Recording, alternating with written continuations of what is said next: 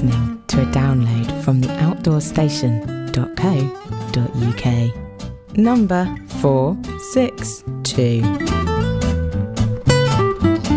Hello and welcome back to part 4, the final part in this short series recorded at the photography show at the NEC in March 2018. It's incredible to think it's only 5 weeks ago when I recorded this, and the attendance to the show was really hit due to the heavy snow, which delayed the whole transport system. Today, as I record this, we have the second day of a sweltering heatwave. The blossom is suddenly out with a vengeance, and everywhere around the UK you can hear the sound of lawn mowers busily working away, accompanied by the gentle waft of barbecues. But anyway, let's get back to the show. As you already know, I was talking with all the main brands, seeking their good, better, best suggestion for the perfect camera for outdoors enthusiasts. Andy Howell was looking, well, at everything else. So in this episode, we hear from the brands Canon and Olympus, while Andy checks out the latest offerings from GorillaPod and gets carried away once again, speaking with another specialist service offering photography holidays. But first, let's hop over to the Canon stand where Geo Snedden takes me through the features of the G7 Mark II Compact.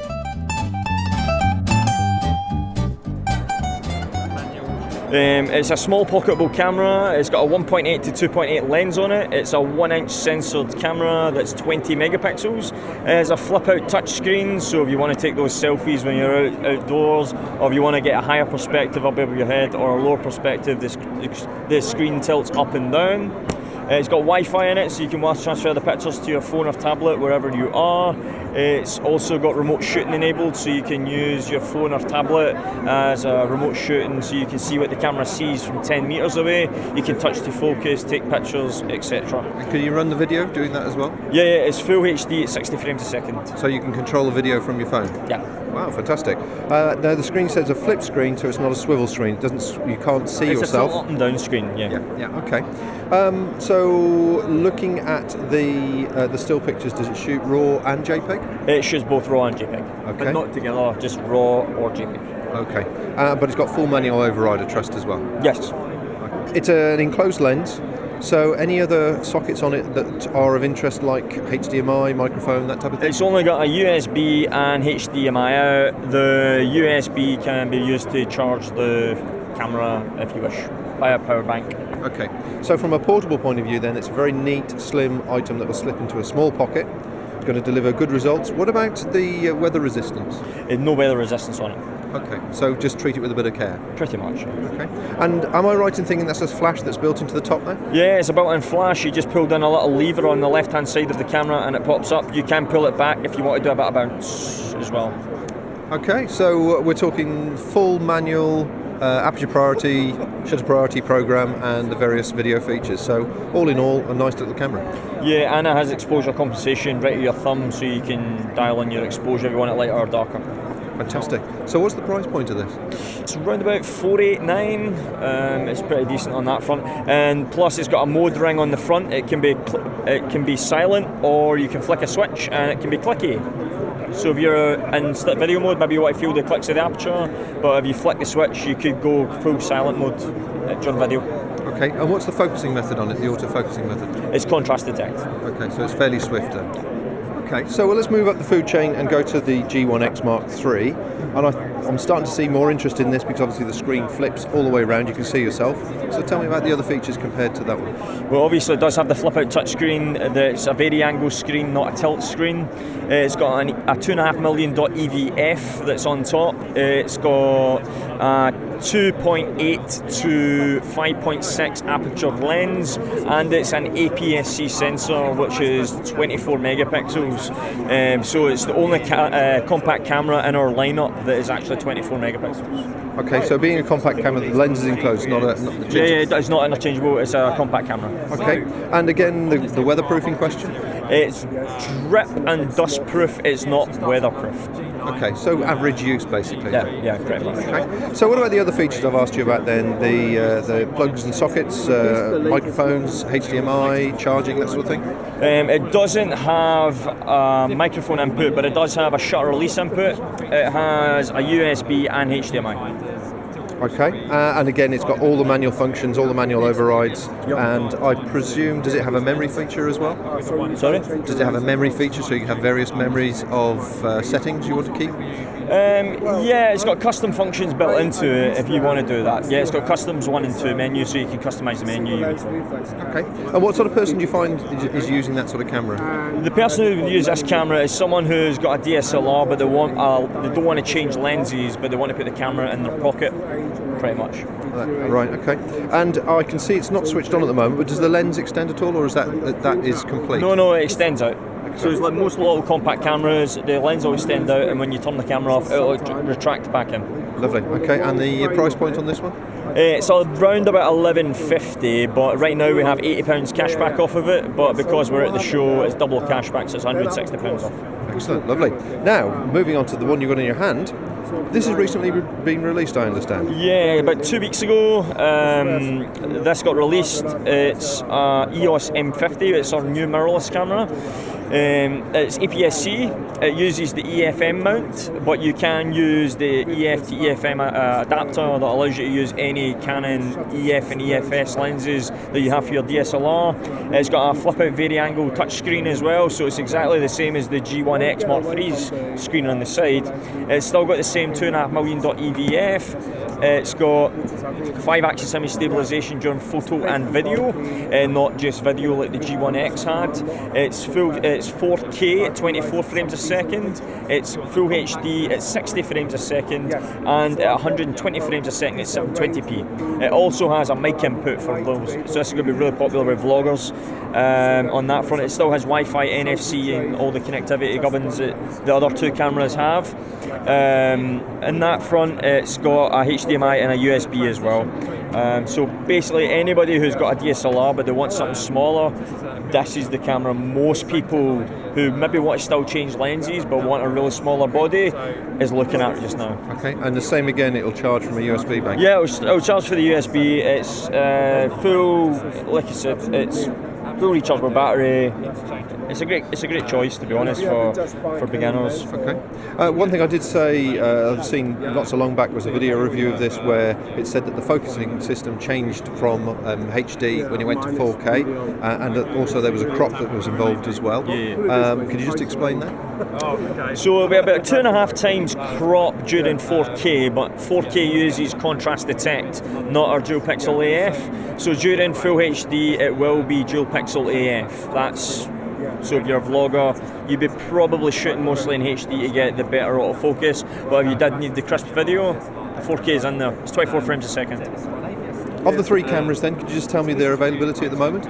The G7X Mark II is available now, along with the G1X Mark III, and the M50 is available to ship on the 26th of March. It's the newest camera in our lineup, so availability should be available about April-ish, May time, after the pre-filled pre-orders. This podcast is brought to you by backpackinglight.co.uk, offering a select range of products for the lightweight outdoors enthusiast. See the full range, along with a wealth of free outdoor hints, tips and videos at backpackinglight.co.uk.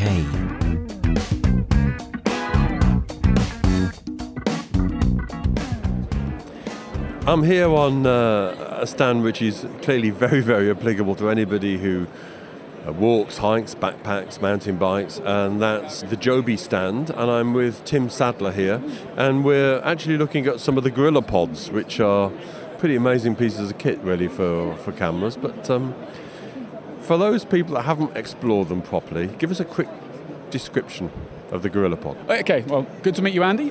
So it's my first time on your podcast, and welcome from Jobi. So the Gorilla Pod is an innovation which came around about 11 years ago. A guy called Joe Ben, an inventor in San Diego in America, hence the term Jobi, Joe Ben, came up with the idea for a flexible tripod solution. So what he did is he looked over a course of a number of years at the different materials and methods where you could make a standard three-legged support, but make it flexible so it can attach to lots of different things. He also wanted to make it hard-wearing and suitable for lots of different environments.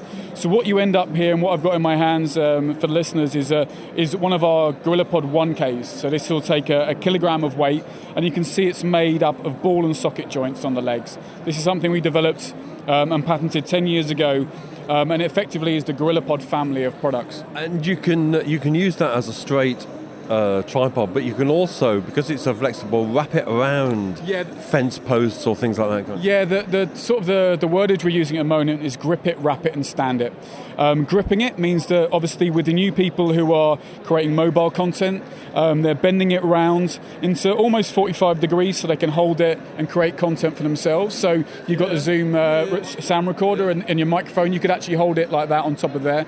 You could put a GoPro on there, you could put a small DSLR, a mobile mount, we do the mobile phone mounts as well.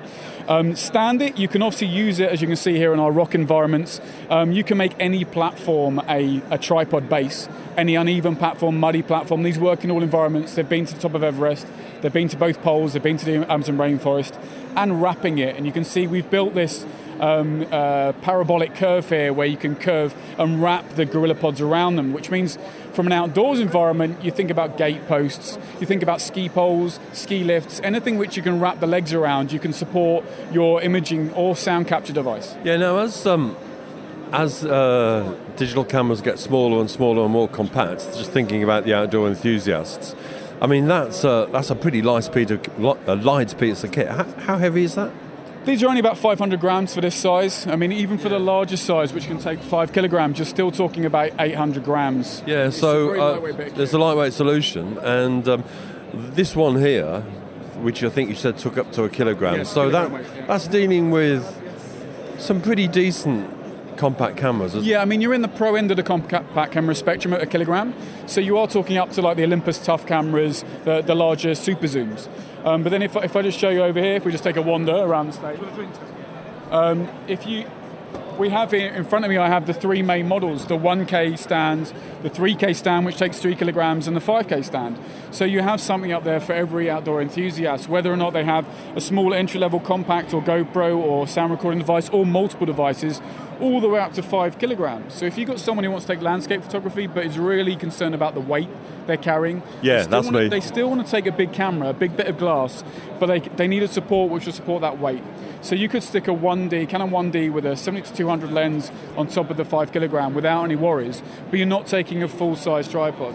Now, it won't fully replace a full-size tripod. People like Colin Pryor are out in the Karakoram taking pictures with the Jitso tripods on a big, full-frame camera. These are really for the person who can't afford to take either they haven't got the space or the weight capacity to take a large tripod. If you were on a multi-day, multi-week backpacking trip, wanted to take your camera, these are just the ticket on you. And I see you've got a ball head here with a spirit level it's integral to it as well. So we have a number of different variations in the theme. So the legs are obviously the stand components, but we have the ball heads supplied with the kit versions. And on the 3K, we have a bubble level as well. Now, we're constantly looking at things like bubble levels because as hardware develops, if you buy a new Sony camera or Panasonic camera, they have the bubble levels in the back of the cameras. So you don't necessarily need these anymore. But let me just walk you over to another thing, just to show you as a I don't know. I still like them. I have to say, yeah. Sorry. This is the next generation of GorillaPod. So this is what we call the GorillaPod rig. So available for both camera and also mobile phones. What you take is those 3 GorillaPod legs and the ball head, but then you add a plate or a different mounting system, so you can add 2 different arms. This still doesn't change the weight or the size of the product by a significant margin, but it means that you can carry more hardware. So, say for example, you're capturing a lot of sound. You can mount your Rode mic or your Zoom microphones on one arm, have your camera in the middle with maybe a LED light, and maybe a GoPro or another light system. Yeah, it's a nice little piece of kit, that is. So really, if you're if you're capturing video and you want professional audio as well, you've got every base covered there, really. Yeah, exactly. So it's a content creator's dream, and that's really where the brand is living at the moment. If you look at the channels on YouTube and the channels on Flickr, and obviously lots of different podcasts out there, people have really embraced this product as their own. If you type vlogging into Google image search, you actually get pictures of the GorillaPod. Yeah. So really, it's we work very, very closely with the community out there. We're not driven by a small little team of people hiding in a bubble somewhere. We're actually a global company with a global community we work with. So it's really good hearing that feedback. Well, that's fantastic, Tim. And I guess we should end up by just reminding anybody that's just getting into their photography and really keen that despite everything else that happens in technological development, actually stability in terms of your image is absolutely paramount. It's amazingly paramount. I mean, the amount of people, particularly in the mobile sector, who don't understand that yet. You see the larger phone companies talking about their phones taking amazing pictures, but no one talks about, well, actually, if you've got an issue with low light, or if you need to just capture some different things within the environment, you need to stabilize the sensor. There is a lot of technology coming in hardware, which is making our lives easier. You're seeing a lot of image stabilization, and now with the movements of hardware with 360 cameras doing central image stabilization is amazing. But you still need to stabilize the camera for a lot of positions. And don't forget the selfie. Setting that self-timer, walking away with that landscape behind you, you're going to get some amazing shots. Yeah, so all you Munro baggers out there, when you get to the top of that hill and you want that thing. I mean, image stabilization is fantastic, but I don't think it substitutes at all for a really good, solid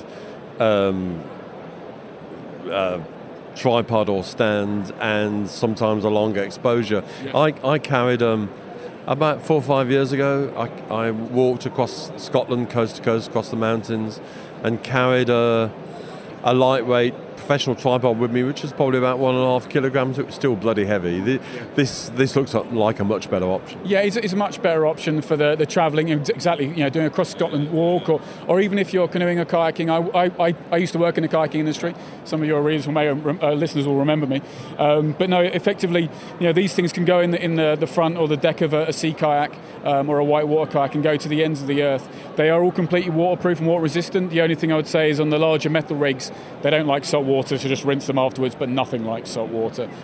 So if you're really getting into your outdoor photography and you want the best photographs that are going to last a lifetime and give you those real memories, there's now no real excuse for not carrying some kind of tripod solution with you, and these GorillaPods are just getting better and better and more flexible every day.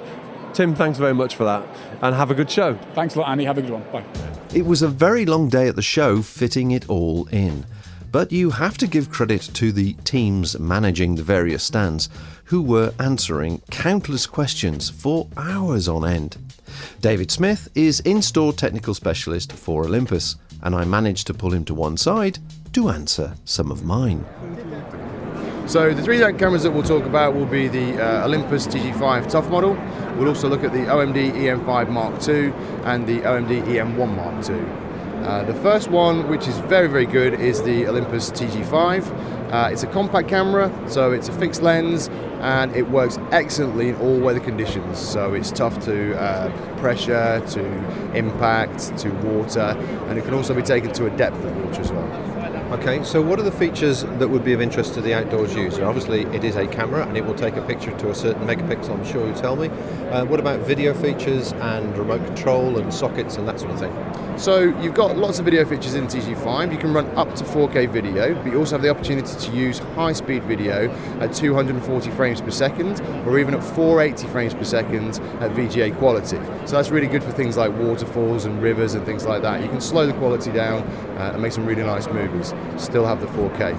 We do have Wi-Fi in the TG5, as we do have in all of our models. The Wi-Fi enables you to remotely control the camera from a distance, up to about 40 feet away, and that goes directly to an app on a smartphone or a tablet. Now that gives you a live view of what's going on, and then afterwards it allows you to import those images or clips to your smartphone or tablet as well. What sort of distance are we talking about? Is it Wi-Fi range, is it? Yeah, Wi-Fi range, so in a nice open space, you sort of 45 feet, and you get that full control. Beyond the 45 feet, you'll still get a live view, but then you'll start to experience lag the further you go, so just sort of standard Wi-Fi routed range. And it creates a direct connection with the camera, so you don't need any external connections to any of the networks as well. Okay, and what's the megapixel of this one? Does it shoot RAW as well? So the TG5 is 12 megapixel cameras, and it does shoot RAW. So you get the option to shoot RAW, JPEG, or both in the camera. It's got the new LiveMOS sensor inside there, which is running a TruePic 8 processor. So nice and high ISO performance. This one's running up to 6400 native, so that's the same as our EM1 Mark II Pro flagship camera. Okay, and what about finally, obviously recharging it when you're out in the wild? But the TG5 is quite unique in our range because it's one of the few that we do that is USB chargeable.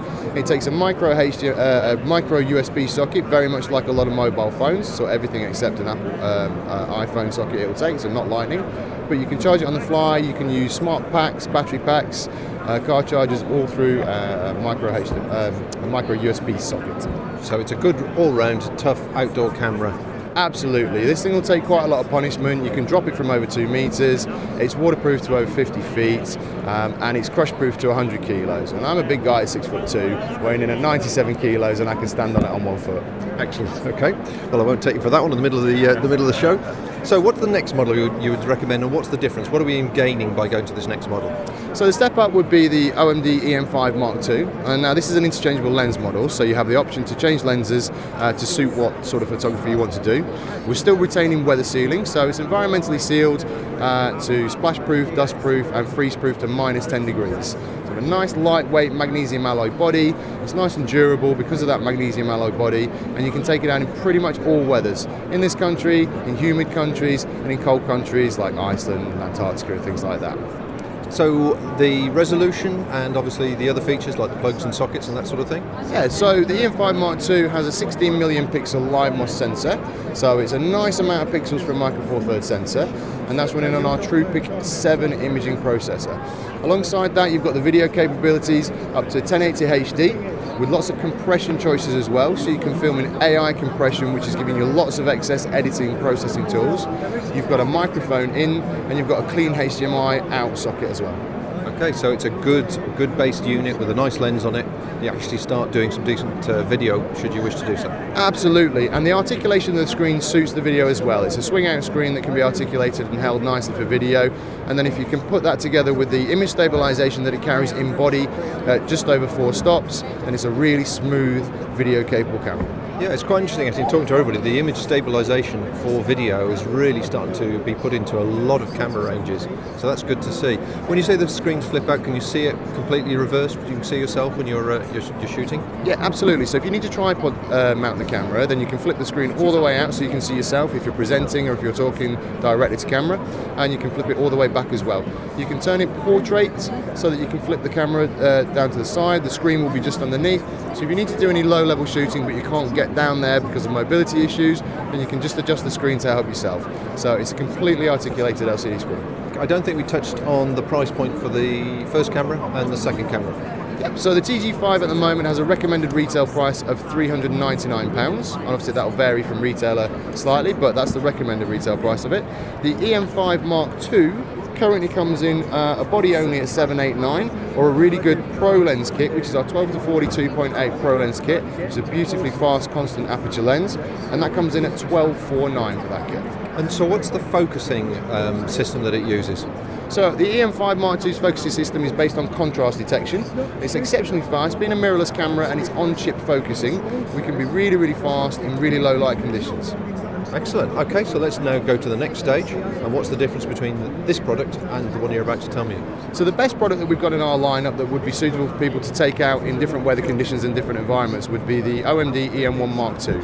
It's our pro flagship camera, fully weather sealed design. So again, it's dust proof, splash proof and freeze proof to minus 10 degrees. It also does have video output, so you've got a clean HDMI output, microphone in, all on weather sealed connection base. So you don't need to worry about any water getting in there. All of our flash systems for the EM1 Mark II are also weather sealed as well. Okay, so what is the image benefit between the two cameras? So the upgrade benefits that you're going to experience is higher resolution on the sensor. We're jumping up now to a 20 megapixel sensor. That 20 megapixel sensor is powered by a TruePic 8, which is the latest generation processor, which gives you great ISO performance at those higher level numbers. So low level, above 6400, you're going to get really, really great performance before you start touching on any grain. Am I right in thinking the app system, the Wi-Fi system, works across all three cameras? Well, this is the great thing because the app is the same app for all of our cameras in the range. Any Olympus camera will run from the Olympus OI Share or Image Share app. That's suitable for iPhone or Android, and the functionality is the same all the way through the interchangeable lens cameras. So our EM5 Mark II, EM10 Mark II, and the Pro flagship EM1 Mark II will all function the same way. Complete control, complete live view to 40 to 45 feet away. The TG5 also has the same, so you can completely control all the exposure settings up to the limitations of the compact camera level. And finally, what's the price point on that camera?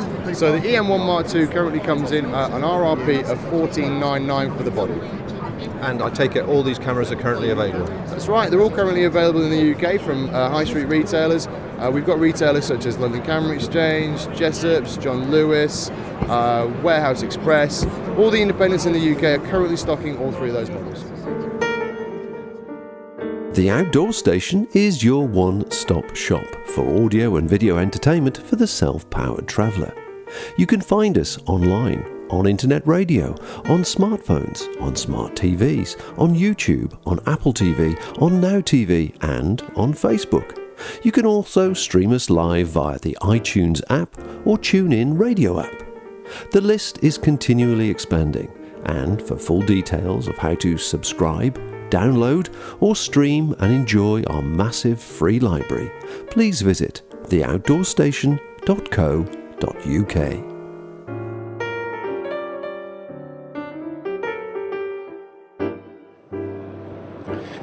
Now, trying to get the best out of photography, particularly when you're starting out, is a challenge. It's one of these things it's very easy to get immersed in, to be completely lost in. And I'm with Renato Granieri here from photographyholidays.co.uk. And if you're really getting into your photography, then taking a dedicated photographic holiday seems to me to be a really good way to get started. So, Renato, you seem to have a tremendous variety of holidays on offer here for the photographer. That's correct. So I'm Renato and I'm the director of the photographyholidays.co.uk, and I'm a photographer myself. So the purpose is I want to share my knowledge and experience of various destinations from the polar regions down to Africa, Asia, Central Asia, Europe. So all the places I've been loving traveling to, and I want to share my knowledge and what essentially I do all the planning work to get people in the best possible place under the best possible light, and trying to stay away from the crowds. So if you're really interested in doing traveling and photography combined, check out our website, and we cover all range of different types of photography. So from wildlife and nature to landscape to cultural activities, to do lots of stuff in the polar regions, so it's more ice and snow, architecture, historical buildings. So we have a number of destinations. We travel from the Arctic to Antarctica on very small ships, so we tend to use the smallest possible ship, and I take only 12 people on an expedition to Svalbard. I mean, that's really important, isn't it? Because if you're going to spend a reasonable amount of money on a holiday like this, you want the confidence to know that the organisers really know their stuff, have done their research, and are maximising the holiday experience for getting the right photographs for light exposure, that kind of thing. That's correct. So my aim is to get people to the best possible place under the best possible light. And there are ways to do that. One of the ways is to keep the group as small as possible. So I take up to 12 people on a group, so between 4 and 12 people. And I tend obviously to prioritize the earliest hours of the day or the latest hour of the day. And I tend to use the middle part of the day to relocate to the next destination. So sometimes it's about getting out before breakfast and then come back for breakfast, and at least it's about maximizing the opportunity to take the shot. Now, my expertise, I'm a photographer, and I tend to share tips with all the participants. So of course, if you're a pro photographer, you're also very welcome, because I will give you the access and I will do all the research for you. I will save the time for you to do that. And if you more beginner on the beginner side, I'll be there to help you get your shot and to make sure that you get back home with pictures you're going to be proud of. Great. Now, if we're taking a holiday to the Arctic, for example, I mean, how long will that trip last? Well, we have several departures. The ship I use is the only ship that goes out actually in March and April. So again, it's about the light. It's about getting the sunset light, which you don't normally get in summer. And there are ways I overcome that in summer as well. So I flip the day and the night, so we get a little bit of sunset feelings during the supposed to be night in summer. And we also go there in September. So that's how I differentiate myself. And how many days, how many nights are we talking about? Well, it varies between, I would say, 8 and 10 days, depends on the itinerary. Obviously, going there early in the season is a little bit shorter than the summer trips and the September trips. So all of the details are on the website, which is photography-holidays.co.uk. We'll put all the details in a show notes for you. And locations, destinations, cost, all of that's covered on the site. That's correct. Well, it seems to be a great thing because, if you're really serious about your photography, immersing yourself in this kind of holiday with people that have done all the right kind of research, know what they're talking about, have done all the reconnaissance on the locations is actually what you want. So, Renato, thanks very much. Thanks very much to you. Have a good show. Cheers. Thanks to everyone who contributed to this podcast: Gio Snedden, Tim Sadler, David Smith and Renato Graniari. Plus, of course, Mr. Andy Howell. Thanks too to everyone at the Photography Show for their assistance in arranging these interviews. I've already received emails informing me they've helped listeners out there with their camera choices, so that's great. In my next podcast, I speak with an author regarding the new trail in Ireland which runs the total length of the Green Isle. Stay tuned for that one. Until then, folks, enjoy that barbecue and bye for now.